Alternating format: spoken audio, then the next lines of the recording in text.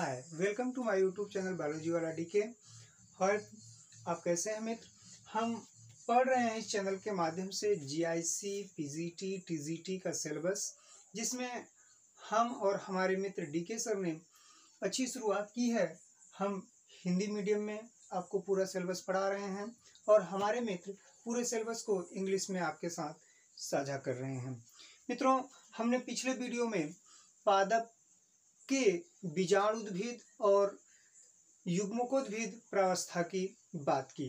आज हम उसी वीडियो को कंटिन्यू करते हैं और हम जानते हैं पादपों में पीढ़ियों का एकांतरण। तो आज हम पढ़ेंगे पीढ़ियों का एकांतरण।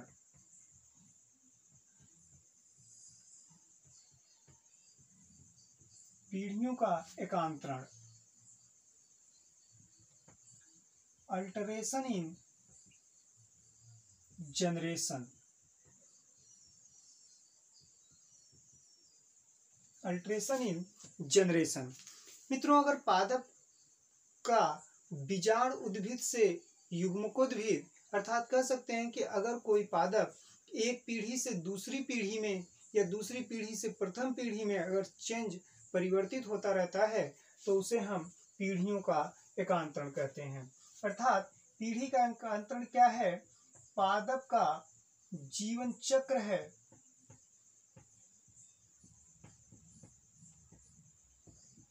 जिसमें पादप एक पीढ़ी से दूसरी पीढ़ी में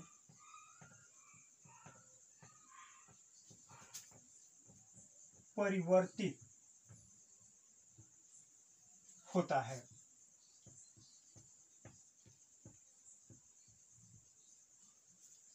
जिसमें ऐसा जीवन चक्र जिसमें पादप एक पीढ़ी से दूसरी पीढ़ी में परिवर्तित होता रहता है उसे हम पीढ़ियों का एकांतरण कहते हैं। मित्रों, इसका अर्थ यह है कि अगर कोई प्लांट बीजाणुद्भिद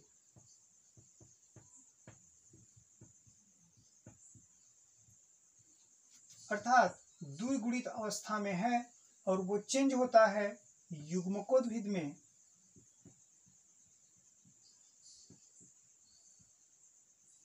या युग्मकोद्भिद में है और वह चेंज होता है बीजाणुद्भिद में, तो इसी प्रक्रिया को हम पीढ़ियों का एकांतरण कहते हैं।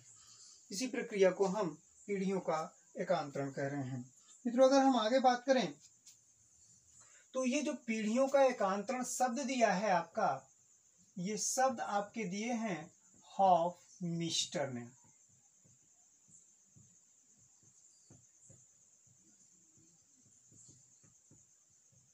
1861 ईस्वी में पीढ़ियों के एकांतरण का जो शब्द दिया है वो हॉफमिस्टर ने 1861 ईस्वी में दिया था। और हमने जाना कि अगर कोई पादप का जीवन चक्र एक पीढ़ी से दूसरी पीढ़ी में परिवर्तित होता रहता है, बदलता रहता है, तो उसे हम पीढ़ी का एकांतरण कहते हैं। अर्थात कोई प्लांट यदि बीजाणु उद्भिद प्रावस्था में है और वह युग्मकोद्भिद में परिवर्तित होता रहता है या युग्मकोद्भिद में है, बीजाणु उद्भिद में परिवर्तित हो रहे हैं, तो उसको हम पीढ़ियों का एकांतरण कहते हैं। अगर हम सामान्य पादप की बात करें, कॉमन प्लांट्स की, कि ऐसे कौन कौन से प्लांट हैं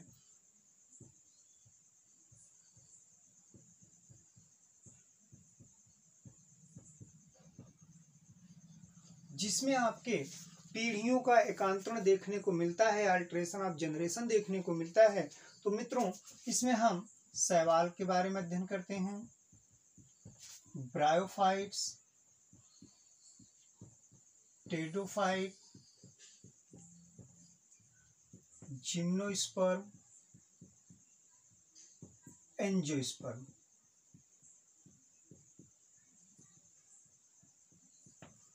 अर्थात हम थैलोफाइटा से लेकर के एंजियोस्पर्म तक ऐसे प्लांट के ग्रुप हैं जिनमें हम पीढ़ियों का एकांतरण पढ़ते हैं या पीढ़ियों का एकांतरण पाया जाता है। मित्रों, क्या सेम प्रक्रिया आपके एनिमल में भी पाई जाती है?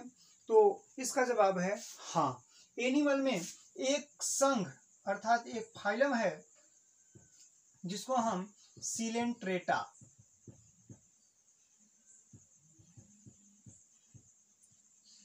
या नाइडेरिया।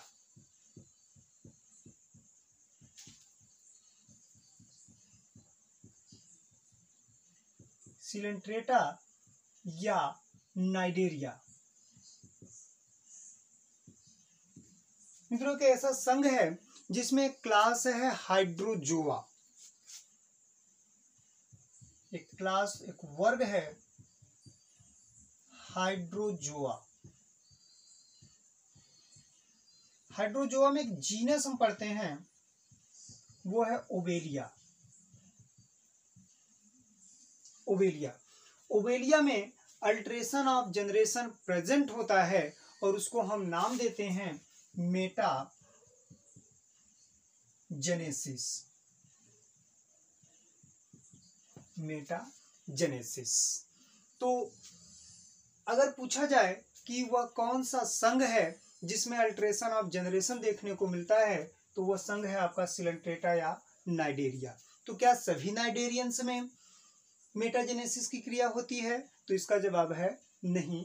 उसके एक जीनस में जिसमें मुख्यतः क्लास आपका हाइड्रोजोआ है, उसका एक जीनस है ओबेलिया। ओबेलिया में अल्ट्रेशन ऑफ जनरेशन या मेटाजेनेसिस की क्रिया पाई जाती है। मित्रों आप जानते हैं ओबेलिया जो होते हैं उनके शरीर में दो तरह की संरचनाएं बनती हैं, एक पॉलिप और दूसरा मेड्यूसा। पॉलिप और मेड्यूसा। पॉलिप जो होते हैं आपके वो एसेक्सुअल के द्वारा मेड्यूसा का निर्माण करते हैं, अर्थात अलैंगिक जनन के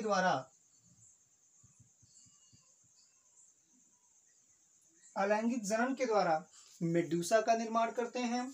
और मेड्यूसा जो होते हैं वो लैंगिक जनन के द्वारा पॉलिप का निर्माण करते हैं। तो हम देख रहे हैं कि पॉलिप से मेड्यूसा, मेड्यूसा से पॉलिप, ये अल्ट्रेशन बदलता रहा है, इसलिए इसको हम अल्ट्रेशन ऑफ जनरेशन या मेटाजेनेसिस कहते हैं। तो मित्रों मेटाजेनेसिस आपके प्लांट के साथ साथ एनिमल्स में भी पाई जाती हैं और वो एक संघ है सिलेंट्रेटा या नाइडेरिया, जिसमें क्लास हाइड्रोजोआ में जीनस या एक वंश है जिसका नाम है ओबेलिया। ओबेलिया में मेटाजेनेसिस की क्रिया प्रेजेंट होती है। आगे अगर हम बात करें तो मेटाजेनेसिस या अल्ट्रेशन ऑफ जनरेशन मित्रों जो होता है पीढ़ियों का एकांतरण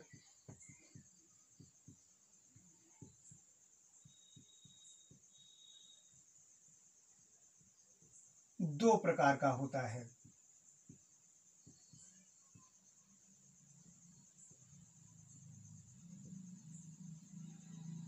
पीढ़ियों का एकांतरण दो प्रकार का होता है। इसमें अगर हम बात करें कौन कौन से प्रकार हैं, तो पहला है आइसोमॉर्फिक।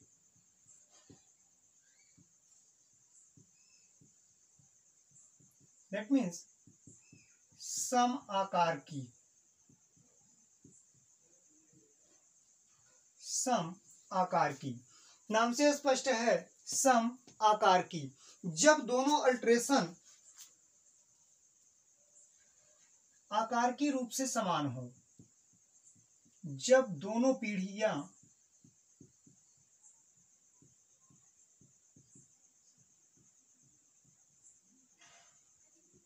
आकार की रूप से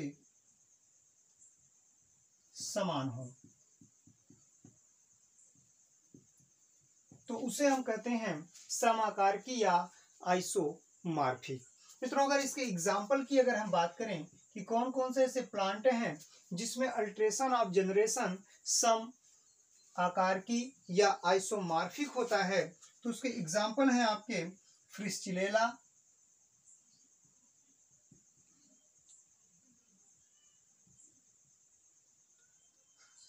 इक्टोकार्पस,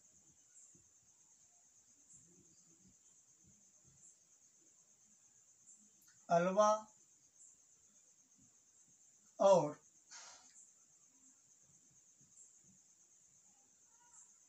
ड्रेपेनोइड ऑप्सिस। ड्रेपेनोइडोप्सिस ये आपके चार जीनस ऐसे हैं जिसमें आइसोमॉर्फिक अल्ट्रेशन ऑफ जनरेशन पाया जाता है। दैट मीन्स कि दोनों जनरेशन मार्फोलॉजिकल सिमिलर होते हैं, आकार की रूप से समान होते हैं। मित्रों, अगर हम आगे बात करें तो जो दूसरा प्रकार है वो है हमारा हेट्रोमॉर्फिक।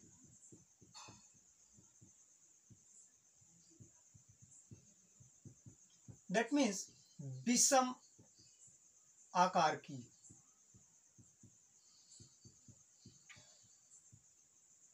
नाम से स्पष्ट है, विषम आकार की का मतलब कि जब दोनों पीढ़ियों का आकार की मॉर्फोलॉजी समान ना हो तब उसे हम विषम आकार की या हेट्रोमॉर्फिक कहते हैं। अर्थात कह सकते हैं कि जब दोनों पीढ़ी आकार की रूप से समान ना हो,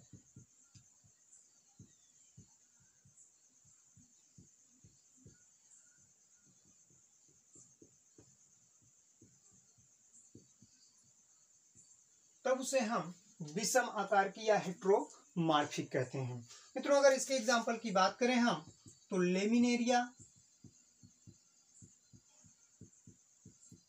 लेमिनेरिया ये एक शैवाल है जिससे आपको आयोडीन भी प्राप्त होती है। तो कभी कभी एक क्वेश्चन ये भी आता है कि निम्न में से कौन सा शैवाल है जिससे आयोडीन प्राप्त होती है, या फिर ग्वाइटर रोग या घेंघा रोग के इलाज के लिए कौन से शैवाल का यूज किया जाता है, तो वो उसका जवाब है लेमिनेरिया। मित्रों, दूसरा है आपका स्टीजियोकोलिनम।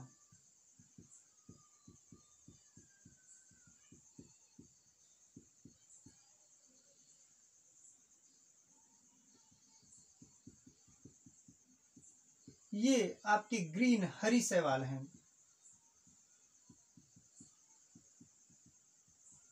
जिसमें अल्ट्रेशन ऑफ जनरेशन देखने को मिलता है। और जो अल्ट्रेशन ऑफ जनरेशन यहाँ होता है वो हेट्रोमॉर्फिक टाइप्स के होते हैं। दैट मीन्स यहाँ जो दोनों पीढ़ियां होती हैं वो मॉर्फोलॉजिकल डिसिमिलर होती हैं। तो इतने का स्क्रीनशॉट लीजिए, आगे चलते हैं। चलिए मित्रों, अगर हम आगे बात करें तो हमने ये पढ़ा तो किसी एक पीढ़ी में कोई एक, चाहे वो बीजाण उद्भिद या फिर युग्मकोद्भिद, कोई एक पीढ़ी डोमिनेंट होती है और दूसरा रिसेसिव, अर्थात एक प्रभावी पीढ़ी होती है, दूसरा अप्रभावी पीढ़ियां होती हैं। तो अल्ट्रेशन ऑफ जनरेशन में हमने पूरा देखा कि कोई भी प्लांट का जीवन चक्र जिसमें प्लांट एक पीढ़ी से दूसरी पीढ़ी अर्थात बीजाण उद्भिद से युग्मकोद्भिद, युग्मकोद्भिद से बीजाण उद्भिद में परिवर्तित होते हैं, तब उसे हम पीढ़ियों का एकांतरण कहते हैं। तो हमने देखा कि कोई प्लांट है वह अगर बीजाण उद्भिद में है, दैट मीन्स स्पोरोफाइटिक, और वो परिवर्तित होता है मियोसिस के द्वारा, मतलब अर्धसूत्री विभाजन,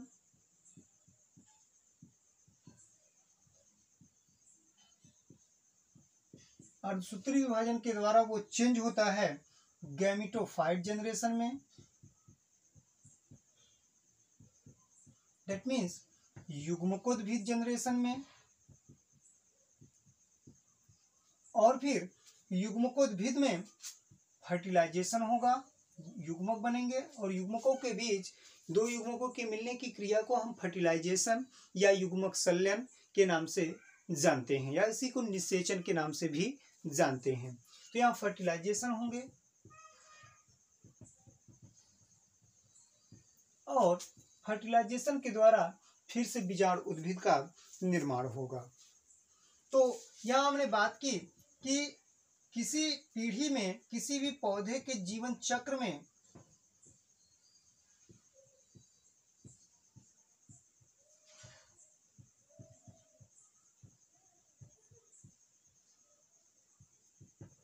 दोनों पीढ़ियों में से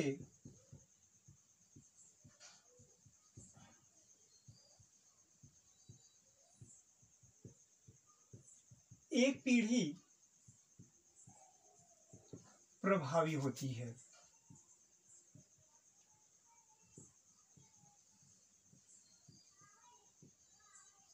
एक पीढ़ी प्रभावी होती है। मित्रों, अगर हम बात करें किस प्लांट में कौन सी पीढ़ी प्रभावी होती है, तो उसके आधार पर प्लांट को कई भागों में बांटा गया है। जैसे अगुणितक प्रकार का जीवन चक्र या पीढ़ियों का एकांतरण, जिसको हम हैप्लॉन्टिक अल्ट्रेशन ऑफ जनरेशन के नाम से जानते हैं। तो इसको देखिएगा, फिर आगे हम चलते हैं।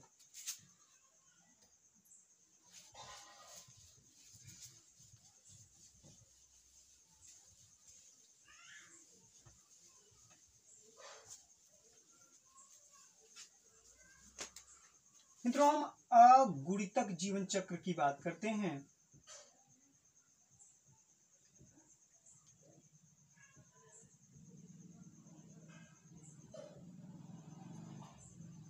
या haplontic life cycle. Haplontic life cycle की बात करते हैं, जिसमें जायगोट में मियोसिस होता है।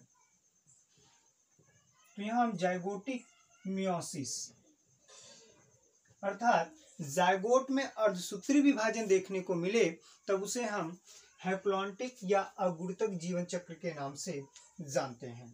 मित्रों, यह जीवन चक्र का सबसे प्रीमिटिव या आद्य प्रकार का जीवन चक्र होता है।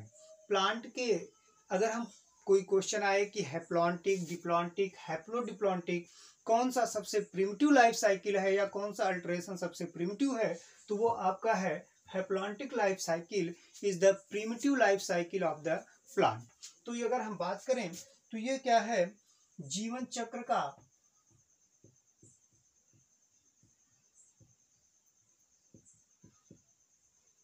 आद्य प्रकार है।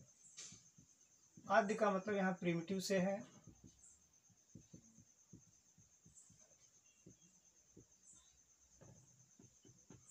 आगे अगर हम बात करें मित्रों, तो इसमें जो एडल्ट होते हैं, वयस्क होते हैं, मैच्योर अवस्था होती है, वो हैप्लॉयड होती है। अर्थात वयस्क की अगर हम बात करें तो जो मेच्योरिटी या परिपक्व पौधा होगा, वयस्क होगा, वह अगुणित होगा, अर्थात हैप्लॉयड अर्थात यंग। तो इसमें जो एडल्ट होते हैं वो अगुणित होते हैं। और यहाँ चूंकि वयस्क अगुणित होते हैं, इसलिए हम मुख्य पौधा युग्मकोद्भिद बोलते हैं। मुख्य पौधा कैसा है? मुख्य पौधा युग्मकोद्भिद है,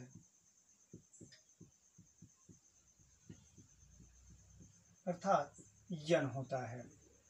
मुख्य पौधा युग्मकोद्भिद गैमेटोफाइटिक इन नेचर होता है, जो कि हैप्लॉन्टिक लाइफ साइकिल में पाए जाते हैं। और यहाँ जो बीजाण उद्भिद होते हैं, बहुत कम समय के लिए केवल जाइगोट में दिखाई देते हैं। बीजाण उद्भिद केवल युग्मनज अर्थात जाइगोट को ही प्रदर्शित करता है।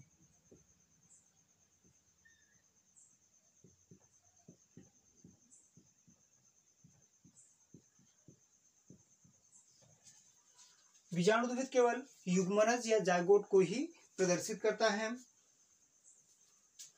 मित्रों, इसमें कोई भी स्वतंत्र बीजाणु उद्भिद नहीं होते हैं। स्वतंत्र जीवी बीजाणु उद्भिद नहीं होते।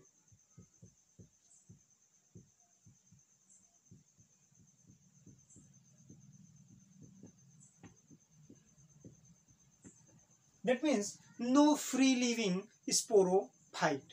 यहाँ कोई भी स्वतंत्र जीवी बीजाणु उद्भिद नहीं होते। आगे अगर हम बात करें, अर्धसूत्री विभाजन होता है युग्मनज में।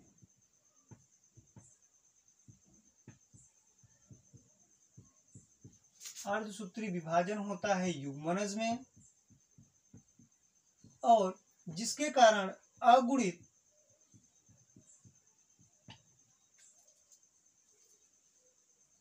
बीजाणु बनते हैं।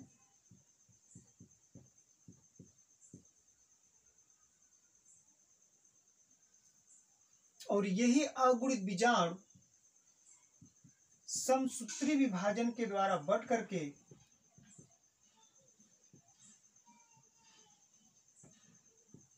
दैट मीन्स माइटोसिस के द्वारा बट करके आपके गैमेटोफाइट या युग्मकोद्भिद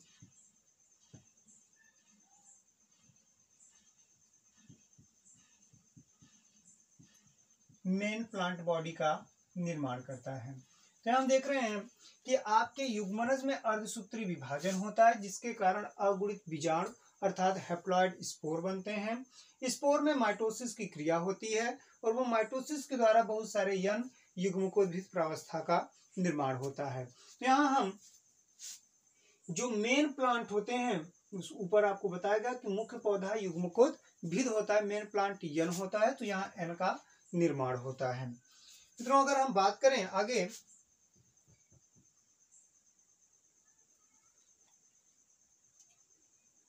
इसमें जो स्वतंत्र जीवी युग्मकोद्भिद है, स्वतंत्र जीवी युग्मकोद्भिद वह आपके फोटोसिंथेटिक का अर्थात प्रकाश संश्लेषण का प्रभावी अवस्था होती है। अर्थात प्रकाश संश्लेषण में भाग लेने वाली जो अवस्था है वो भी कैसी है, युग्मकोद्भिद है। तो ये स्वतंत्र जीवी युग्मकोद्भिद प्रकाश संश्लेषण की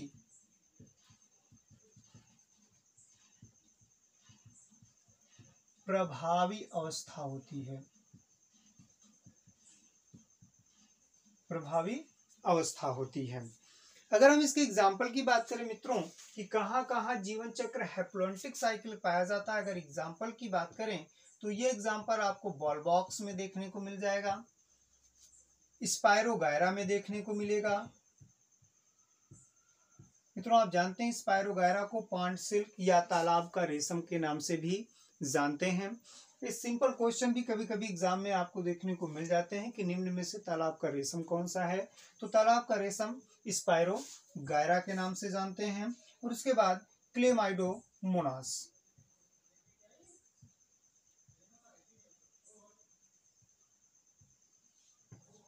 मोस्ट ऑफ एल्गी जो होते हैं मित्रों वो हैप्लॉन्टिक लाइफ साइकिल को रिप्रेजेंट्स करते हैं, प्रदर्शित करते हैं, जिसमें Volvox, Spirogyra, Chlamydomonas most of the algae haplontic जीवन चक्र को प्रदर्शित करते हैं।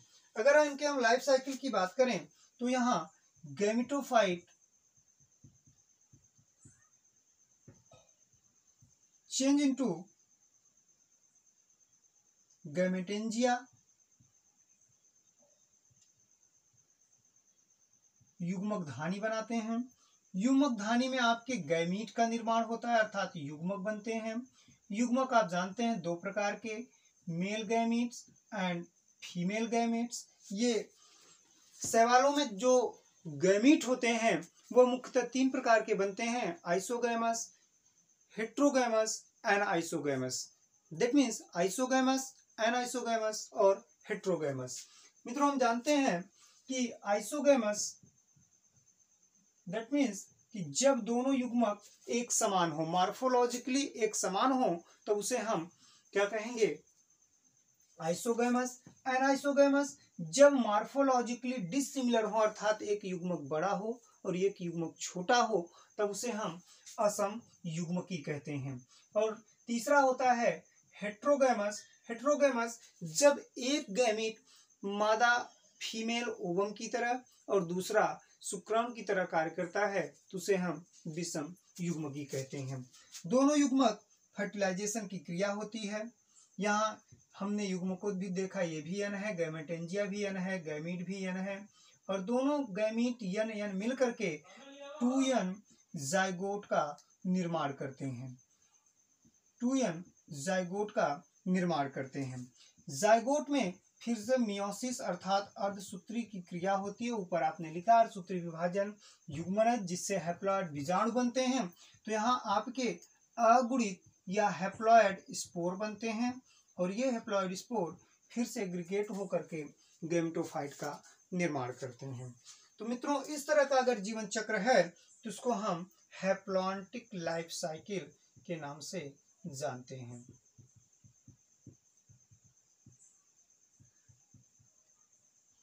तो मित्रों, हमने हैप्लॉन्टिक लाइफ साइकिल में देखा कि जीवन चक्र आदि प्रकार का है। वयस्क यन होते हैं, अर्थात मुख्य पौधा अगुणित होता है, युग्मकोद्भिद में होता है।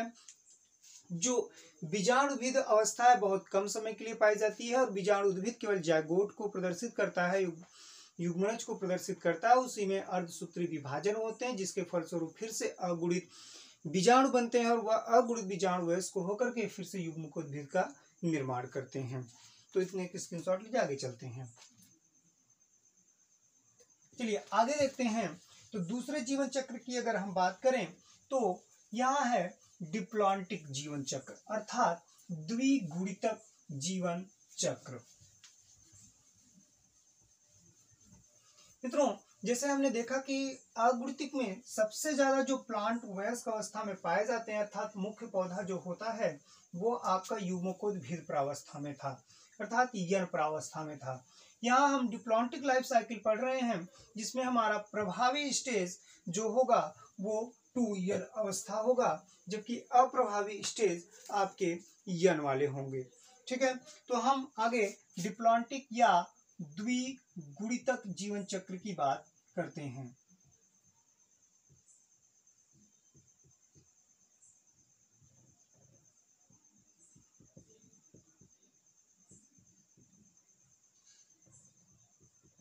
Diplontic life cycle, diplontic life cycle की अगर हम बात करें तो इसमें गैमेटेंजियल मियोसिस होता है।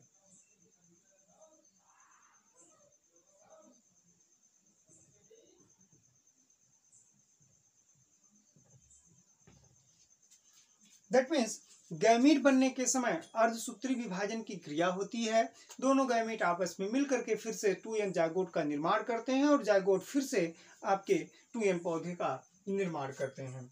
तो यहाँ अगर हम बात करें तो जो इसका प्रमुख लक्षण है, इसमें युग्मक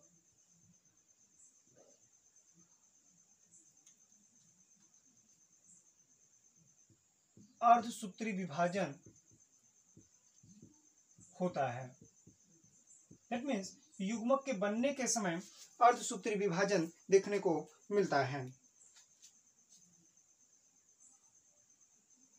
और यहाँ जो होते हैं बीजाणु उद्भिद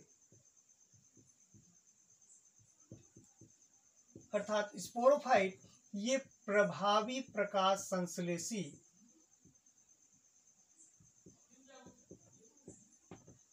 प्रावस्था होती है।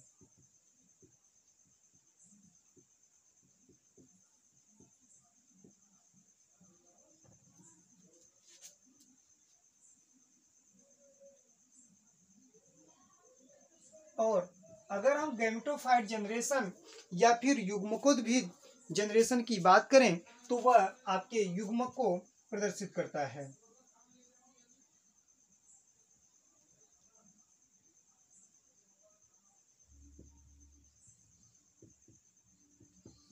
युग्मकोद्भिद पीढ़ी युग्मक को प्रदर्शित करता है, अर्थात हमारा जो यहाँ गैमेटोफाइट देखने को मिलेगा और युग्मकोद्भिद देखने को मिलेगा वो केवल गैमीट बनने के समय की प्रक्रिया में देखने को मिलेगा। बाकी जितनी भी प्रावस्थाएं होंगी हमको वो 2n अवस्था या बीजाणुद्भिद में प्राप्त होंगी। तो इसमें हमारा एग्जाम्पल होगा आपका, जैसे अगर कहाँ कहाँ स्पोरोफाइट्स पाए जाते हैं या डिप्लॉन्टिक जीवन चक्र होता है तो वो है आपका फ्यूकस, सारगासम,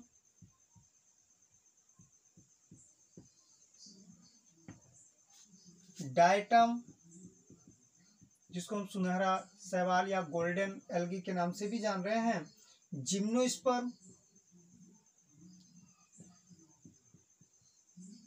और एंजियोस्पर्म में देखने को मिलता है। इन प्लांट में केवल गैमीट या युग्मक बनने के समय अर्धसूत्री विभाजन होता है, बाकी सब समसूत्री विभाजन के द्वारा पूरे जीवन चक्र को गुजारते हैं।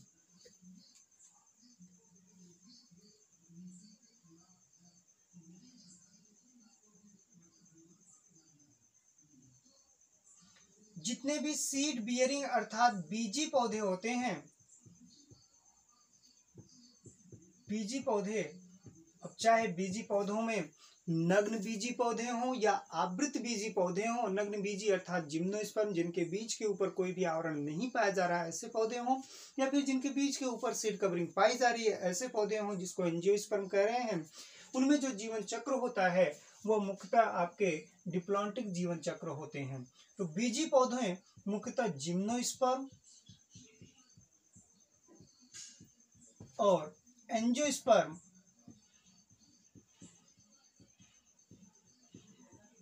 में द्विगुणितक जीवन चक्र पाया जाता है।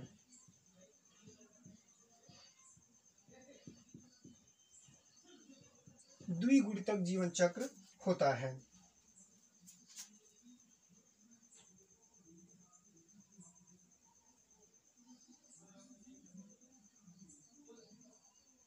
तो अगर हम मित्रों यहां बात करें तो स्पोरोफाइट दैट मीन्स बीजाणु उद्भिद, बीजाणु उद्भिद में गैमेटेंजिया बना,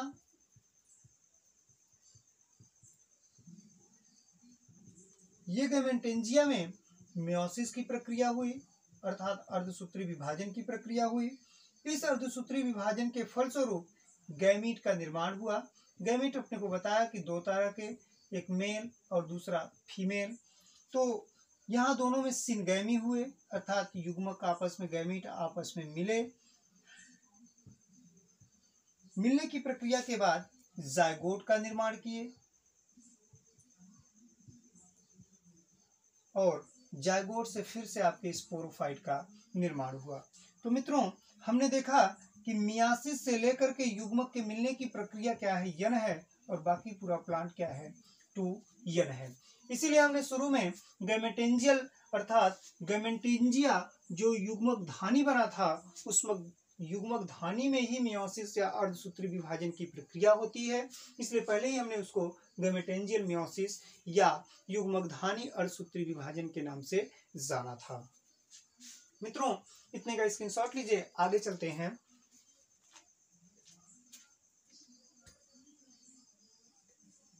चलिए आगे देखते हैं। तीसरा हमारा है उसी कड़ी में जिसको हम पढ़ते हैं अगुणितक द्विगुणितक जीवन चक्र। अगुणितक द्विगुणितक जीवन चक्र जिसमें स्पोरोजेनिक मियोसिस होता है अर्थात हम बीजाणु में, बीजाणु बनते समय अर्धसूत्री विभाजन की प्रक्रिया देख सकते हैं। तो ऐसे जीवन चक्र को हम अगुणितक द्विगुणितक जीवन चक्र के नाम से जानते हैं। अगुणितक द्विगुणितक जीवन चक्र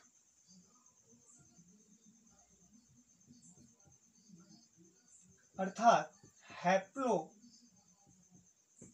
डिप्लॉन्टिक लाइफ साइकिल।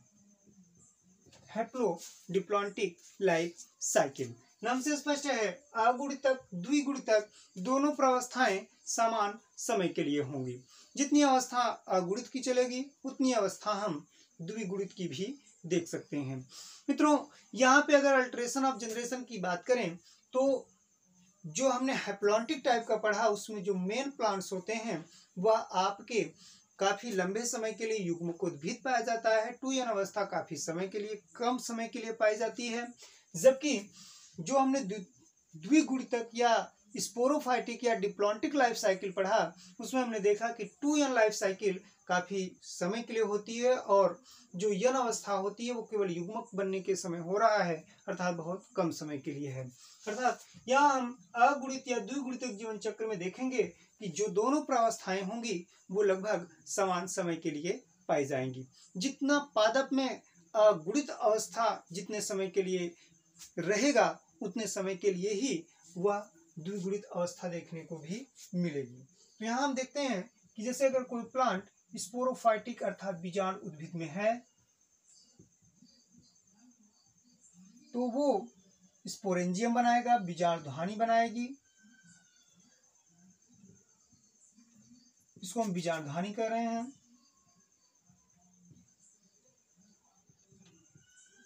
इस बीजाणुधानी में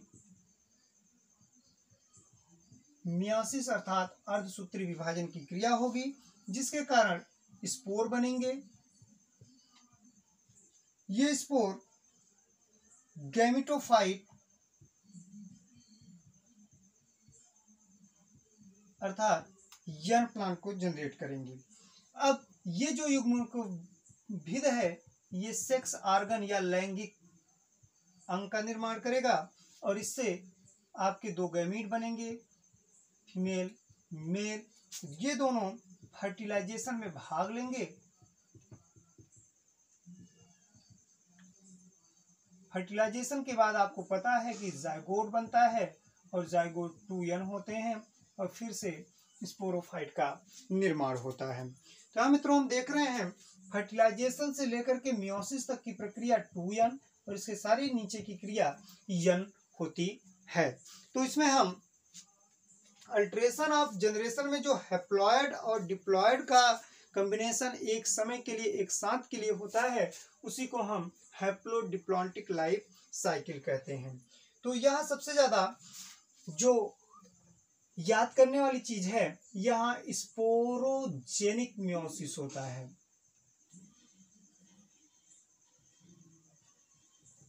स्पोरोजेनिक मियोसिस होता है जिसके फलस्वरूप आपके स्पोर अर्थात बीजाणु का निर्माण होता है और बीजाणु जो होते हैं वो यन होते हैं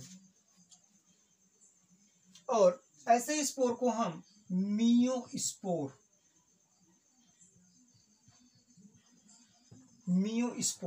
के नाम से भी जानते हैं। मित्रों, अगर इसके हम एग्जाम्पल की बात करें कि ऐसा कौन कौन सा एग्जाम्पल है, उदाहरण है जिसमें आपके अगुणितक या द्विगुणितक जीवन चक्र पाया जाता है, तो इसमें हमारा है अल्वा, डिक्टियोटा,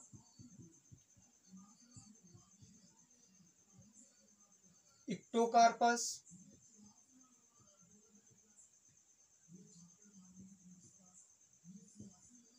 पॉलीसाइफोनिया,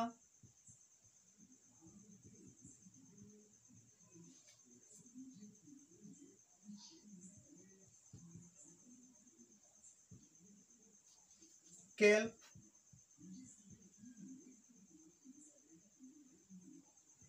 ये भी आपके हैप्लोडिप्लॉन्टिक होते हैं।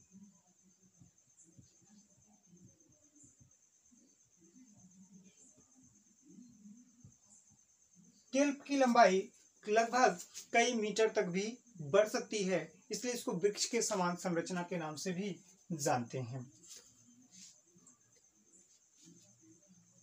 इतने का स्क्रीनशॉट लीजिए, आगे चलते हैं।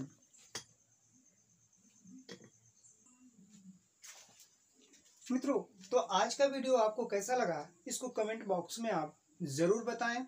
लाइक, सब्सक्राइब और शेयर कीजिए।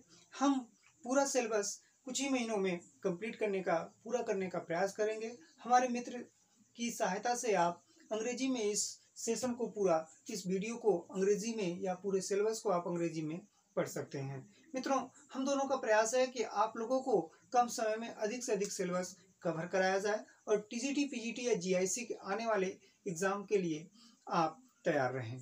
तो ठीक है, आज के लिए बस इतना। अगले वीडियो में फिर आगे की चर्चा हम करेंगे। धन्यवाद।